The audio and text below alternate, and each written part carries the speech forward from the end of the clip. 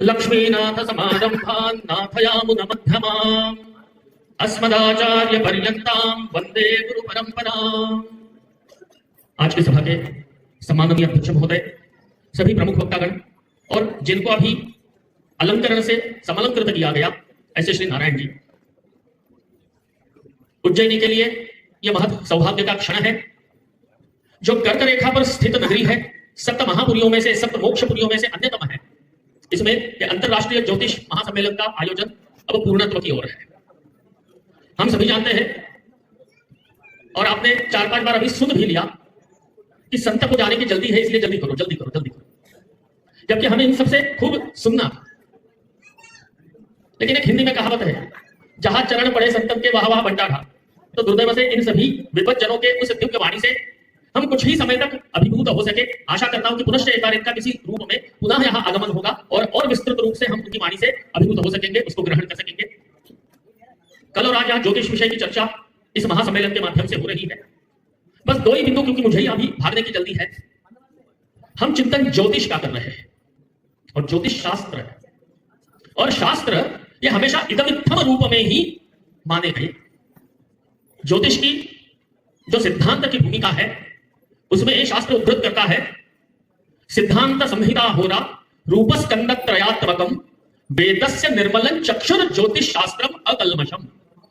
ज्योतिष की भूमिका, ज्योतिष शास्त्र की उपयोगिता, उपादेयता और ज्योतिष की प्रशंसा ये एक श्लोक करता है। ज्योतिष शास्त्र है कैसा?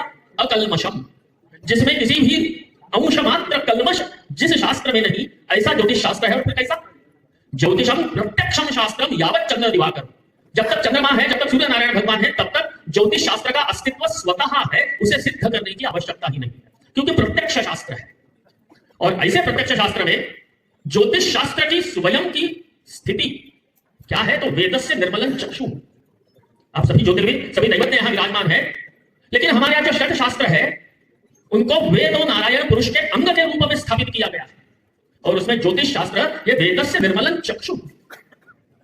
केवल ज्योतिष का अपना कोई अस्तित्व नहीं जब तक वो वेदों नारायण के चक्षु के रूप में स्थित नहीं, क्योंकि केवल आंख व्यक्तित्व नहीं होती।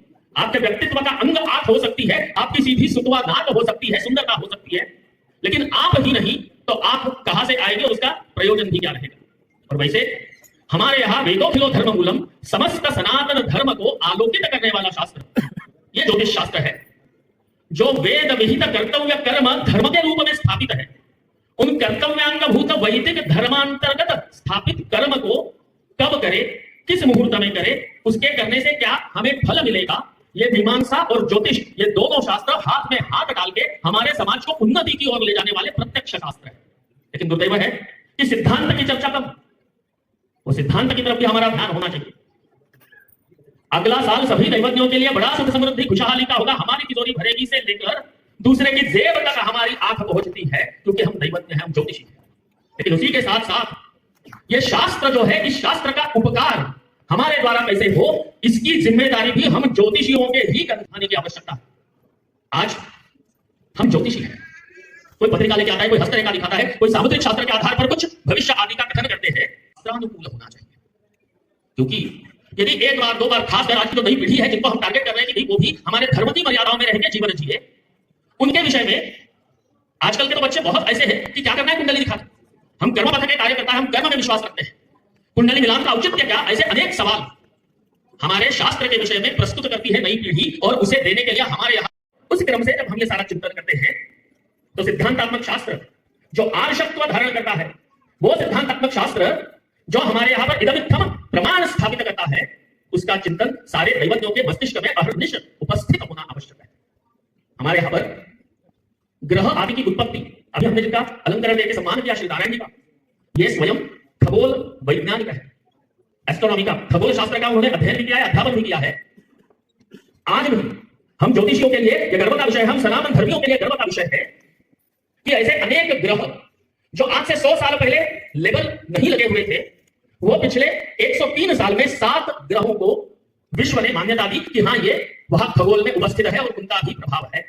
लेकिन आप सभी दैवज्ञ हैं, जानते हैं हमारे ऋषियों ने 28 अप्रकाशित धूमादि ग्रहों का पहले ही लाखों वर्ष पहले गणना करके उनका वर्णन किया हुआ है। इनको तो 7 ही मिले हैं, 21 ढूंढना अभी भी विज्ञान के लिए बाकी है, जो शास्त्र ने पूर्व में वर्णित कर रखा है।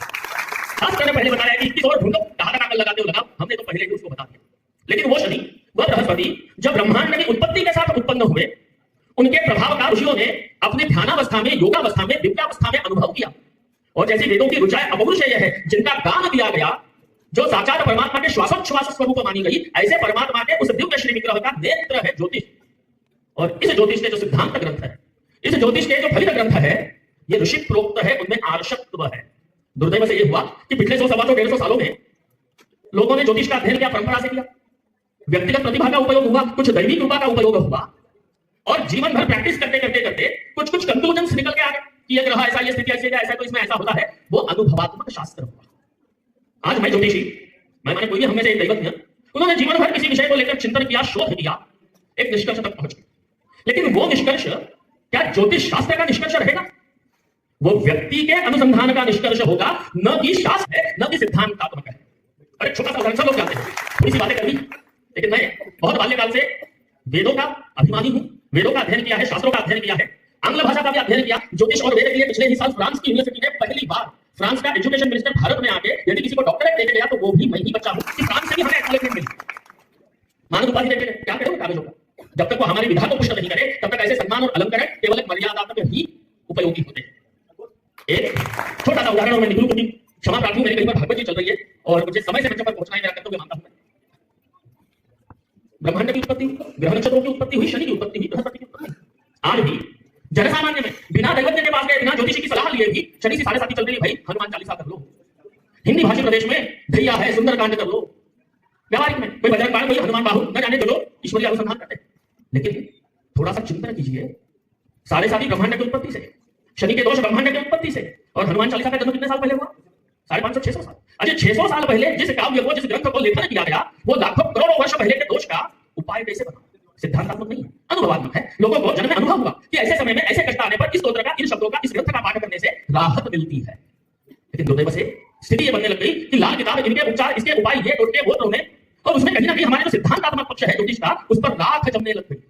वो कहीं ना कहीं दुनिया के नजरों से हल्के हल्के ओझल होने लग गया। उस खुल्लिंग का जो अंगार है, वो दुनिया के दृष्टि से कहीं ना कहीं छुपने लग गया। राख जमी हल्की हल्की। आप सभी दैवज्ञों का, सभी ज्योतिष के विद्यार्थियों का, सभी ज्योतिष के विद्वानों का यह कर्तव्य है कि फिर हम अपने अथक प्रयास से हमारे सैद्धांतिक सिद्धांत पर जमी हुई इस राख को हमारे कर्म से फूंके, और पुनः वो ज्योतिष शास्त्र का शाश्वत खुल्लिंग, जो सारे दुनिया को आलोकित करने वाला है, हमारे सनातन के सिद्धांत को आलोकित करने वाला है, उसे पुनः उसी तादाद में, उसी ताकत से, उसी तादाद में से पुनः हम उपस्थित करने में अपना योगदान दे। यदि इतनी ही अपनी जिम्मेदारी का भान यदि हर दैवज्ञ को रहे, तो मैं मानता हूं कि हमारे उज्जैन में हुआ ये ज्योतिष अंतरराष्ट्रीय ज्योतिष महासम्मेलन निश्चित रूप से सफल है। पुनश्च 2 मिनट के 10 मिनट बोलने के लिए मैं क्षमा याचना करता हूं। मेरे कारण जिन जिन वक्ताओं का समय छट गया, उनसे व्यक्तिगत रूप से क्षमा याचना करता हूं, और आप सभी को जय श्री मनारायण, जय श्री महाकाल कहते हुए मैं आप सबकी धन्यवाद।